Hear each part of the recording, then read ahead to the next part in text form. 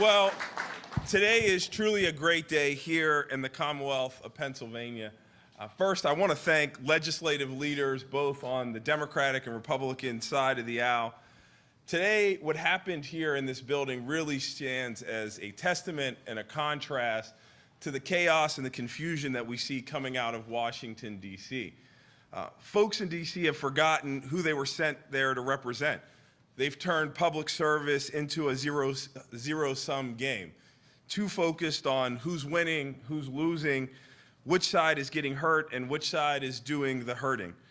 That's not what I went into public service about, and I know that's not what many of the folks behind us went into public service to do. But let's be clear, that kind of attitude is exactly why Americans hate politics. As the governor and I have crisscrossed this Commonwealth for the last year, we have heard from Pennsylvanians all over that they want us to take off our red jerseys and our blue jerseys and to put on the Pennsylvania jersey to get stuff done for them and their families. That's why we've worked so hard to do with this budget. And even though it really took us some time, we may be a little late, more time than many of us would have liked, we've managed to bring Republicans and Democrats together to deliver an agreement where everybody gets something. And this is the way that compromise works. Nobody gets everything that they want. But I want to be clear, Governor Shapiro and I, throughout this process, held true to our values. We refused to accept cuts that would have been devastating. We stood up for working-class Pennsylvanians. The governor and our administration stayed at the table this entire time, and we delivered. Ultimately, I think this is a great budget deal for the people of Pennsylvania. Folks in Washington, D.C. really should take some notes on what's happening right here in Pennsylvania. We're providing for some of our most vulnerable Pennsylvanians, our seniors, our working poor, the people who provide direct care and teach our young people and give them opportunities to learn. We're making our community safer by supporting local law enforcement and violence prevention efforts that are working to drive down rates of gun violence and crime here in Pennsylvania. And we're continuing to invest in our kids' schools to create ladders of opportunity for every child in Pennsylvania, no matter what zip code they live in. I'm grateful for the work put in by Governor Shapiro and the leaders of all four caucuses to get us here today. The road has been long, but the journey was worth it. It's my pleasure to introduce my friend and governing partner, Governor Josh Shapiro. Thanks, everybody. Thank you. Thank you, Lieutenant Governor Davis. Today is a good day. Madam Speaker, thank you for joining us today.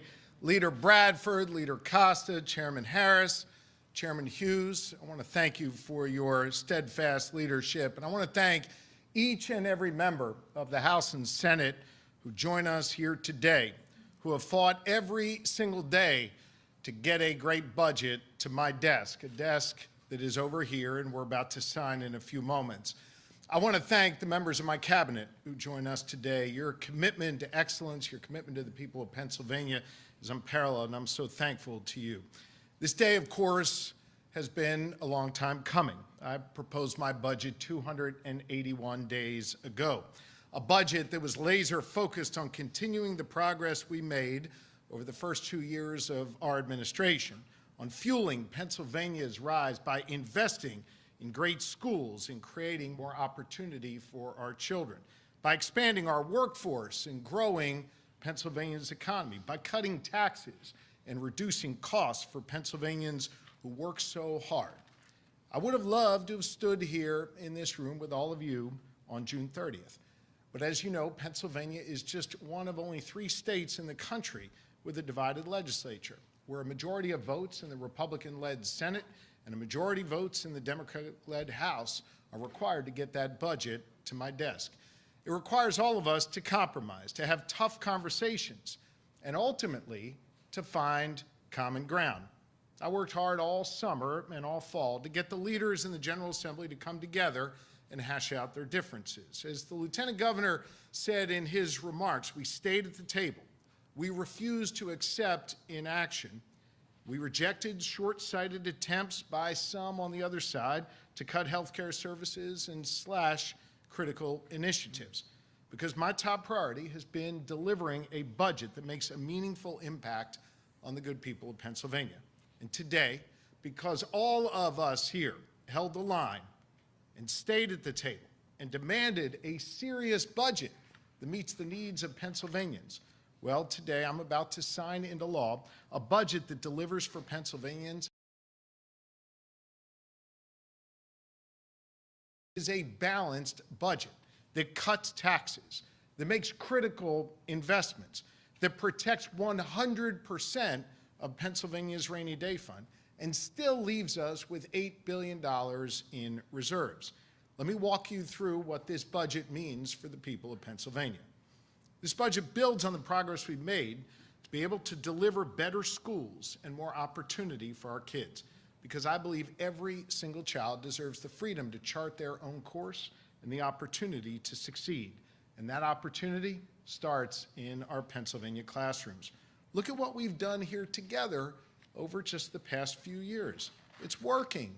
As a result of the investments we've made, 778 schools in Pennsylvania have been able to expand mental health services and hire counselors because we made it a priority to protect students' mental health. We served 93 million free breakfasts to Pennsylvania students last year, 11 million more than the year before. Today, there are 3,000 more Pennsylvania students who are enrolled in career and technical education courses. And we're putting more teachers in our classrooms and expanding resources available to our students. Graduation rates in the Commonwealth are finally on the rise. Consumer Affairs now ranks Pennsylvania as one of the top states for a quality public education in the entire country. It's a hell of a lot of progress that we've made together.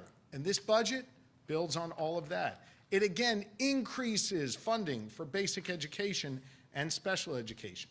It continues that commitment to feeding kids a healthy breakfast. It offers mental health services in our schools and fixes our school infrastructure. And for the 3rd year in a row, this budget also directs more dollars to the schools that need them most through what we call the adequacy formula. In fact, we increased that fund this year by $565 million. And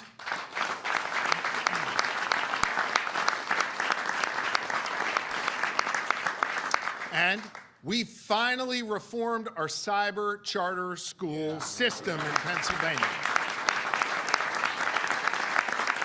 Now listen, If a parent wants to send their child to a cyber school, that's fine. That's their prerogative. But we shouldn't be overfunding them at the expense of Pennsylvania's public schools. This historic reform that we all worked on together will save the Commonwealth $175 million that we can now plow back into our public schools. That's something that Harrisburg's been talking about for years. We got it done, Madam Speaker. At the same time, together, we are increasing funds for FIA grants so more Pennsylvania students can get financial aid and afford to go to college if that's the path they so choose. And for our youngest students, this budget invests in something known as structured literacy, which puts a renewed emphasis on teaching them to read well and training our teachers to teach them how to read effectively. It increases funding for pre-K and early intervention programs, allowing us to hire more pre-K teachers and supporting those kids who need just a little bit more help. This budget also builds on the great progress we've made on workforce development, starting by creating a new initiative to give at least $450 in recruitment or retention bonuses to child care workers all across the Commonwealth of Pennsylvania. You know, today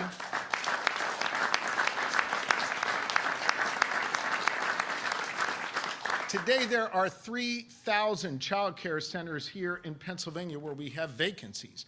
We're not just talking about that problem, we are doing something about it by getting more child care workers into our classrooms. I know the LG worked hard on this, and I appreciate his leadership. This budget also strengthens our teacher pipeline by increasing our investment in the student teacher stipends, a wildly successful initiative we began just a couple years ago. As a result of last year's investment of $20 million, we were able to pay stipends to 2,000 student teachers, putting more teachers in the classrooms with our kids where they belong. This year, we weren't satisfied with that. Instead, we increased it to $30 million to ensure that student teachers get paid for their hard work. That's another 1,000 student teachers who will get paid for their work and get in the classrooms to help our kids. This budget doubles down on the work we've done to increase wages for direct care workers who take care of our most vulnerable neighbors. And on top of this, we're continuing to invest in apprenticeships, in VOTEC programs, in hands-on education initiatives that we've been purposeful about bringing into our classrooms. My administration is once again delivering $183 million for career and technical education apprenticeships, a 50% increase from the time we began our work together. This budget continues Pennsylvania's economic rise, cutting taxes for our businesses and investing in sites and innovation in the main streets that form the beating heart of so many of our communities. Under our administration's leadership, Site Selector magazine named us now the top state in the Northeast for economic competitiveness. Forbes rated us one of the best states in the country to start a business. And Moody's analysis showed that Pennsylvania is the only economy in the northeastern part of the United States that is growing. That's all because of the work we have done together to make Pennsylvania far more competitive. This budget continues the investments that have been critical to our resurgence. Look, we all know that agriculture is central to our economy. So we're building on our commitment to our farmers by fully funding the PA Farm Bill and providing $10 million to help our farmers adopt the latest technologies through the first ever Ag Innovation Fund, the first ever in the country.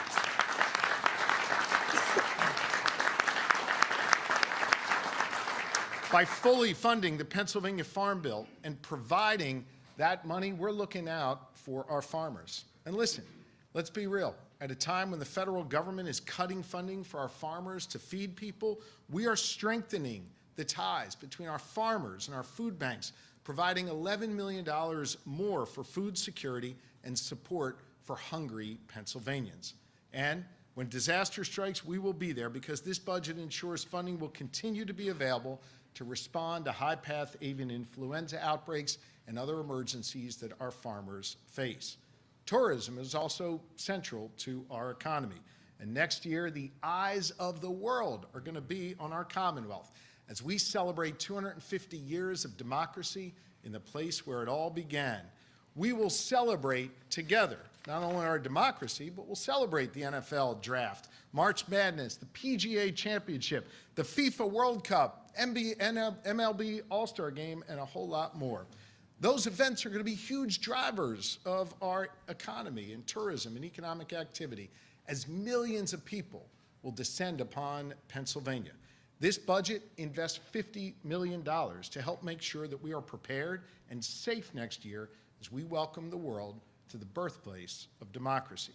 And for those who aren't visiting, but those who make up the fabric of our communities, we're investing a whole lot more in our small businesses, in our main streets, and our historically disadvantaged businesses here in the Commonwealth of Pennsylvania. It continues our investment in site development, making another $175 million available to help companies create shovel-ready sites to build on and expand here in Pennsylvania. And it cuts taxes once again, lowering the corporate net income tax for the third consecutive year under our collective leadership. Back in 2022, when I kicked off my campaign for governor, our corporate net income tax was 9.99%. When I sign this budget, it will be reduced to 7.49%. We are cutting taxes for Pennsylvania businesses. And this budget continues the important work we've done to move at the speed of business, as Secretary Siger likes to say. We went from being one of the worst states in the country when it came to permitting. Now today we are a national model. We've done that with a money-back guarantee system for your permits on time, and we've eliminated the backlog of all permits which used to slow down the system. And my compliments especially to DEP for their hard work in that area. Now this budget builds on the success we've had. It expands DEP's speed program. It codifies part of our Pennsylvania Payback Initiative, and it creates a new public dashboard to be able to track your permits. This budget also delivers $16 million in new funding for more staffing at DEP so we can move even faster and at the same time protect Pennsylvanians' constitutional right to clean air and pure water.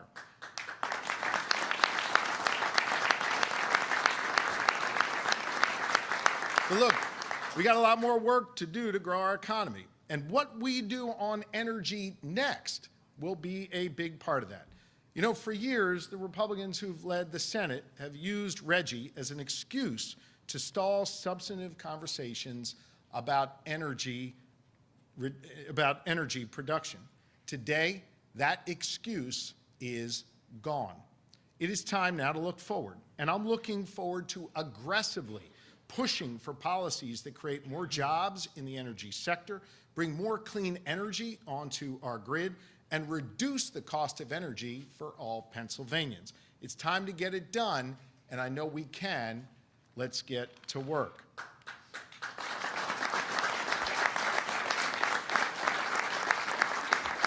Look, cutting costs on energy is just one part of our agenda to reduce the burdens on Pennsylvania's families. Let's be real. Federal policies are driving up people's costs here in Pennsylvania. In my first 2 years working together, we have reduced costs and cut taxes for Pennsylvania's seniors, families, and businesses. Together, we delivered the largest targeted tax cut for seniors in nearly 2 decades, resulting in 522,000 seniors across Pennsylvania getting more than $319 million in tax cuts just last year. Together, we worked and tripled the child care and dependent care tax credit. And this year, we are cutting taxes again, helping working folks,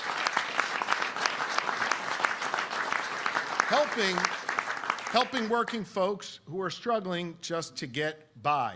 Under the budget that I am about to sign, we will create a new Working Pennsylvanians tax credit that will put about $193 million back in the pockets of hardworking folks trying to take care of themselves and their families for next year. I want to say to all of the House members, especially who are here, you have Leader Bradford and Speaker McClinton to thank for this. They pushed hard at the table to get this done, and we got it done.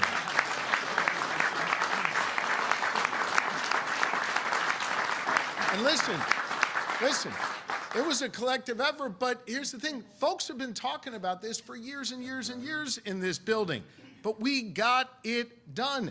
This tax credit that, again, goes to people who are working and struggling to get by. It complements an existing federal earned income tax credit. Let me break this down for you and explain how it works. If you're a single mom with 3 kids who makes about $60,000 a year, you could get up to $805 back in your state tax break next year. And 940,000 Pennsylvanians will now qualify for this new tax cut, putting money back in people's pockets, particularly people who are working and trying to get by. This is a big, big deal.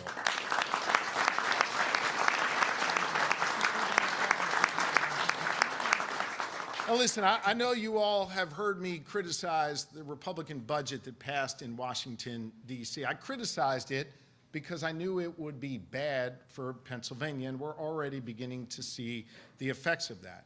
It's going to knock about 500,000 people off of their health care, close rural hospitals, and a whole lot more. In this budget, I want you to know this group standing up here resisted efforts to kick more people off of Medicaid and make the situation even worse. We believe in taking care of our neighbors, just as Mr. Rogers told us to. And at the same time, we also secured important reforms to help lower our SNAP error rate. And that's going to protect 2 million Pennsylvanians who rely on SNAP for food assistance. At a time where the federal government is rolling back funding for groundbreaking research, instead Pennsylvania is stepping up. Look, one of the most heartbreaking problems that our grandmoms and grandpops and others face are neurodegenerative diseases like Alzheimer's and ALS and Parkinson's. I know there are members of this body who have lost parents to those terrible diseases. I wanted to just take a moment and to say thank you to Representative Kyle Mullins. Representative Mullins is here, and we spent a few minutes in my office earlier today thinking about his father, Michael, who's no longer with us, who succumbed to ALS. He used his power to get funding in this budget to look out for people like his father. And Representative Mullins, I want to thank you for your leadership.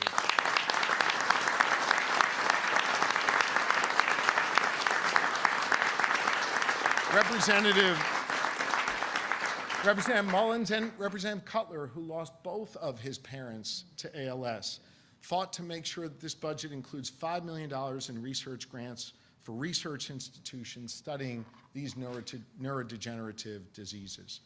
Look, here's another way the federal government is hurting Pennsylvanians. They're walking away from vital disaster response funding. So how did we respond here in Pennsylvania, the Pennsylvania way? We brought Democrats and Republicans together to double our funding for emergency preparedness here in Pennsylvania.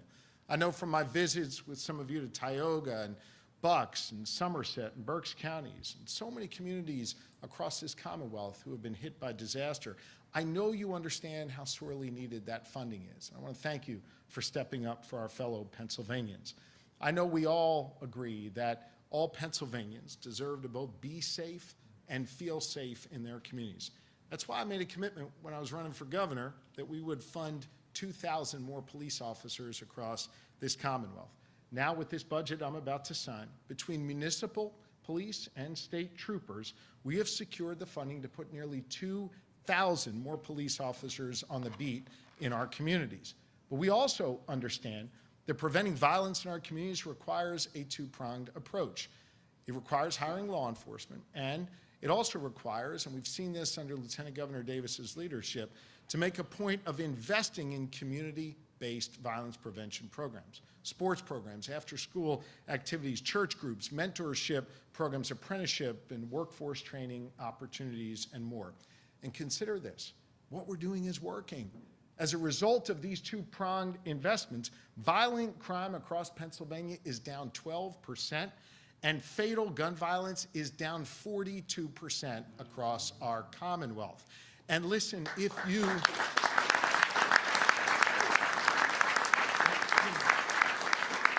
If you've been a victim of crime, I know that even 1% worth of crime is too much. That's why we are not settling. We're going to keep working at this, and we're building on that progress by investing an additional 10% in violence prevention funding in this budget. Look, this budget includes a whole lot of priorities that are close to my heart, the Speaker's heart, and everyone's heart up here. From feeding our neighbors, to helping our kids chart their own course in life, to making sure we create opportunities for workers and students and business owners. But this budget also includes one item that is really personal for me, and that is a $7 million line item representing a $2 million increase in the much needed funding that's been asked for so many years by the Harrisburg Bureau of Fire.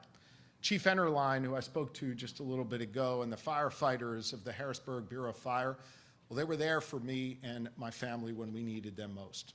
Every single day, the firefighters across Pennsylvania, and they run toward danger to keep the people of this community safe from harm. I so respect them and appreciate them, and them together with their sisters and brothers in uniform, from those who walk the beat to those who bear the seal of the Pennsylvania National Guard. They are the best of us, and we fund their needs in this budget. They're all lifted up in this budget.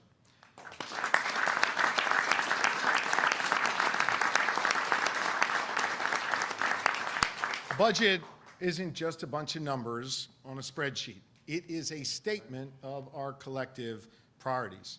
It's about investing in the needs of people now and investing in their futures. It's about finding ways to incorporate the needs of people from all different walks of life in our Commonwealth, rural, urban, and suburban communities alike. It's about finding a way in this divided government to compromise without compromising your values. We managed to do just that. I said at the outset of this process that I knew one thing to be absolutely certain in the final budget deal, that to pass a budget, everyone was going to have to give a little and understand the perspectives of others a little bit better. We did that here. And as a result of our collective work, the good people of Pennsylvania are better off.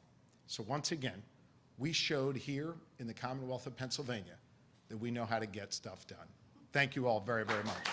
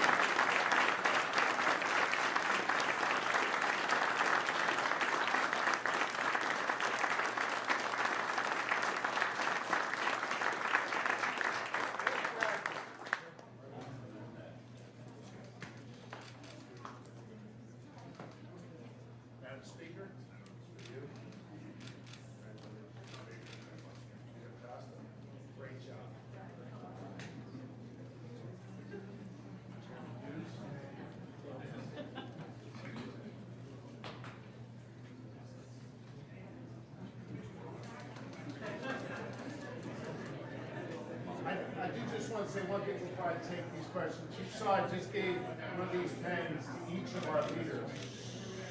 There are 3 people who work behind the scenes on my team you often don't see, but this budget would not have happened but for them, and I am incredibly grateful to be their colleague every single day, starting with my Chief of Staff, Dana Fritz.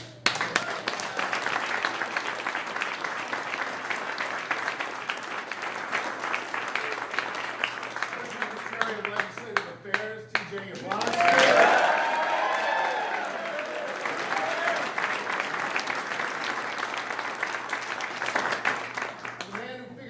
Type all this in the budget document. Our great budget leader here is Zach Reber. I'm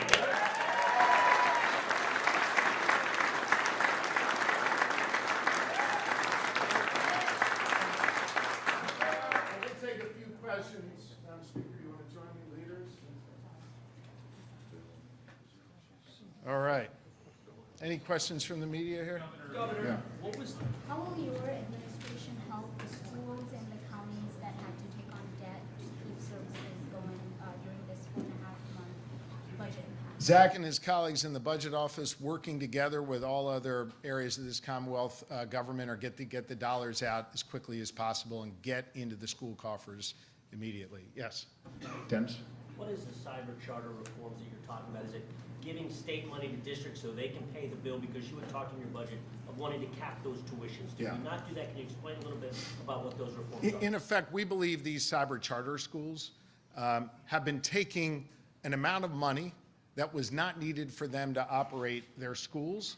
That number was artificially high, we believe. And so in effect, what we've done is we've returned, in this case, $175 million to start, back to our public schools so that students who are going to those traditional brick and mortar public schools would be able to get their fair share of the funding, and cyber charter schools could continue to operate effectively. Tom? Governor, what do you say was the breakthrough that helped make this happen? And for everybody who's watching, why did it take so long? We stayed at the table, and we all stood up for the things that mattered most. Look, I could have stood here on June 30th and brought you a budget that looked really different, that didn't have education funding, that didn't focus on our workforce development, that didn't have a tax credit for working families, that didn't fund the needs of our farmers, and a whole lot more. I think the key when you're in these positions, and I know the leaders feel the same way, is staying at the table, staying true to your principles and values, but also understanding the needs of the folks on the other side who got elected by a different constituency and represent a different particular point of view. We stayed at the table, we continued to dialogue. Sometimes that dialogue was me running back and forth between Leader Pittman and Leader Bradford. Sometimes it was Leader Pittman and Leader Bradford having conversations. Other times it was a larger group, and I have to thank the Speaker and the Pro Tem when they joined our conversations. I think it was last week or maybe 10 days ago, where we were doing two-a-days. It was like Eagles or Steelers training camp, and we were doing two-a-days, really trying to drill down on the needs each caucus had, but most importantly focused on the needs of Pennsylvania. I think all that helped us break through, and then each step of the way, things can kind of blow up or get off the rails, and I just tried to keep us back, communicating and staying on the tracks as much as we can. I think, Leader Bradford's got a hell of a challenging job trying to find 102 votes in the House, and Leader Pittman 26 votes in the Senate.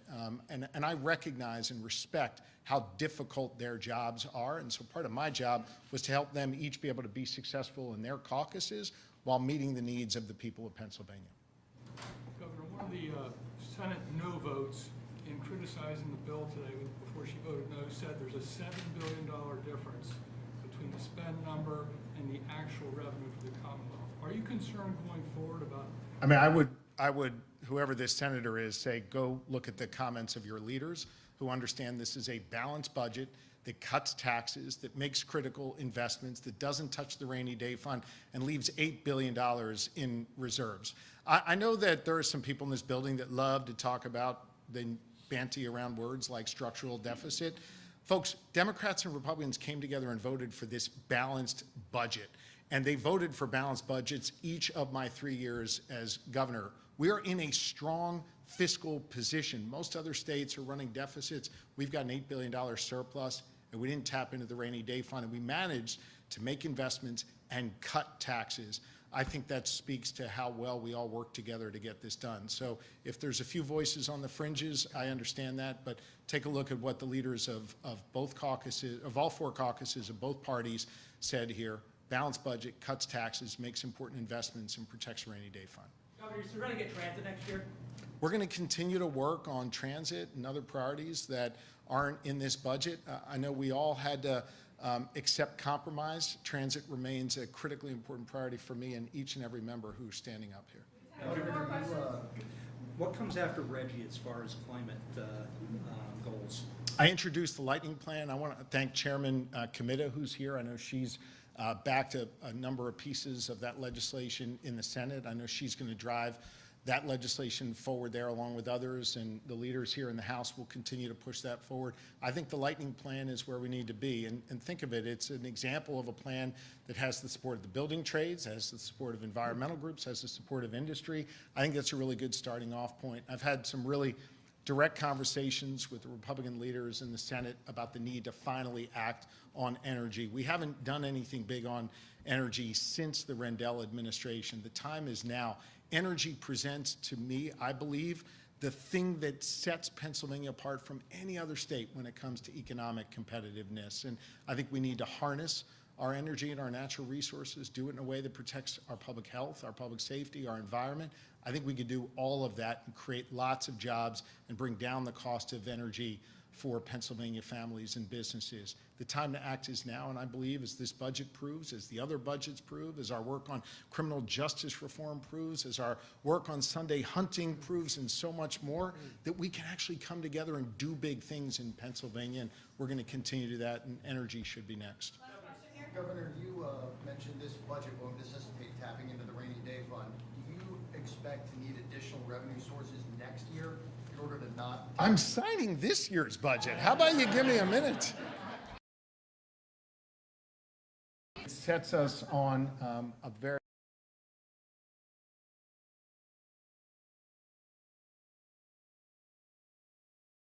and makes critically important investments. Thanks, everybody.